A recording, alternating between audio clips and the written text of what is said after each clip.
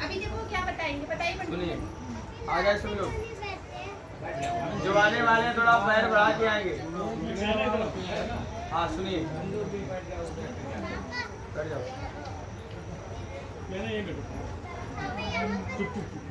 बोले श्री रामचंद्र भगवान की जय। जो आने वाले इस पत्थर में बैठने का बात ऊपर चढ़ के बैठते जाए। आ जाइए, आ जाइए।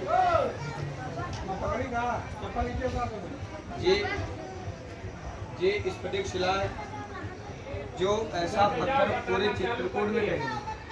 और जितना टेम्परेचर इसका अभी है उतना 12 माह रहता है। बारिश में आप देख रहे हैं, ठंड में और गर्मी में भी कितना ही टेम्परेचर इसका है। और इसका वर्णन है रामायण के अरण्यकांड में तुलसीदास जी और वाल्मीकि जी ने रामायण में इसका उल्लेख किया। कोई दंड कथा या बनावटी नहीं है। अरण्यकांड इसलिए बोलते हैं कि बहुत लोग जल्दी में बोल जाते हैं कि फटक शिला बैठे दो भाई और बड़े शकल कब चरणन जाई वो किष्किंधा में। जहाँ सुग्रीव और बाली की राज थी वो सुंदर कांड में, वहाँ दोनों भाई बैठे हुए थे। और यहाँ प्रभु श्री रामचंद्र जी और माता सीता जी इसी स्फटिक शिला पर बैठे हुए। इस पत्थर में 2 मिनट बैठने का महत्व शांत होकर बैठ के सुनो, बता रहा हूँ। शोर नहीं बचाना, जिसको शोर बचाना है नीचे उतर जाना। ये वो है कि एक बार चुन कुसुम सुहाए, निज कर भूषण राम बनाए, और सीता ही पहनाए प्रभु सादर, और बैठे फटक शिला अति सुंदर।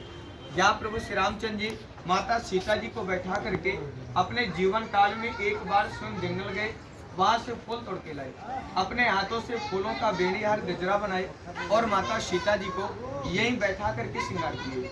तभी इंद्र का पुत्र जयंत सूर्यपति सुत हरि बायस पेशा और सत्य चाहत रघुपति बल देखा।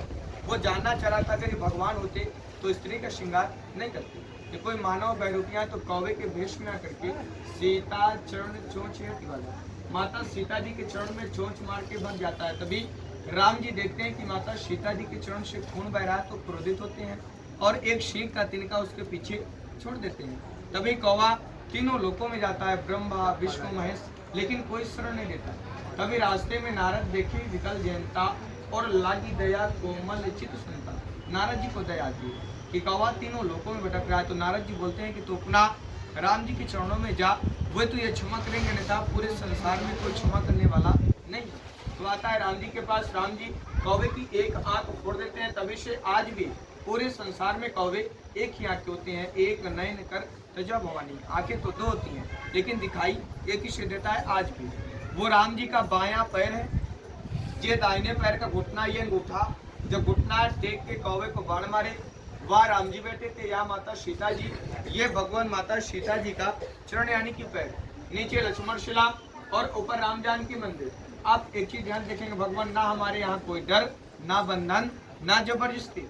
वो जो प्राचीन यज्ञशाला लिखा हुआ है सबसे ऊपर, जहाँ 5 रंग का झंडा दिख रहा है ऊपर।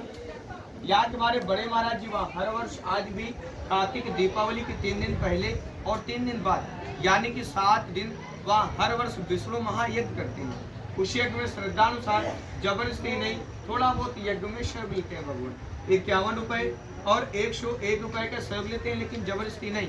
आत्मा कहे तो यज्ञ में सेव कर सकते हैं। हाँ, क्यों लेते हैं? यज्ञ में तीर्थ में एक साधु संत ब्राह्मण का भोजन हो जाता है, उसी में दान लेते हैं। आत्मा कहे तो करेंगे और ना कहे तो इन लाल चिन्हों को बचा करके इसके ऊपर से साइड से किनारे से परिक्रमा लगाना जरूरी है। दान करें तो भला और ना करें तो भी भला। बोले श्री रामचंद्र भगवान की जय। आप सभी लोग खड़े जाओ, परिक्रमा इसके ऊपर से लगाना, प्रेम से लगाओ। पैसा चढ़ा दो। लगाना है, बड़े तो करो, प्रेम से ऊपर लगाना है, पीछे और अपने लोगों के सहयोग शिकार होते रहते हैं। बने माता